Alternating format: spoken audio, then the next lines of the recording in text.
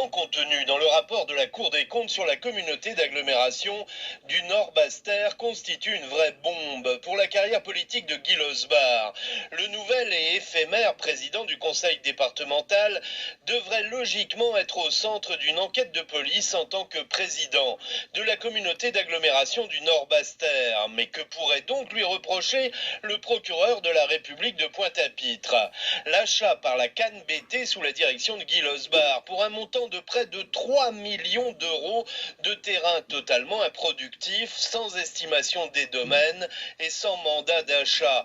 Une enquête pourrait dire si le vendeur était un proche du président de la communauté. Autre fait, l'achat par la CanBT, toujours sous la présidence de Guy Losbar, d'un bâtiment industriel appartenant à la société ITK pour près de 2 millions d'euros et sa transformation pour près de 3 millions d'euros. Là aussi, une enquête pourra dire si la proximité éventuelle de Guy Losbar avec la famille propriétaire de l'immeuble qui abrite les locaux de la CanBT aujourd'hui est une réalité.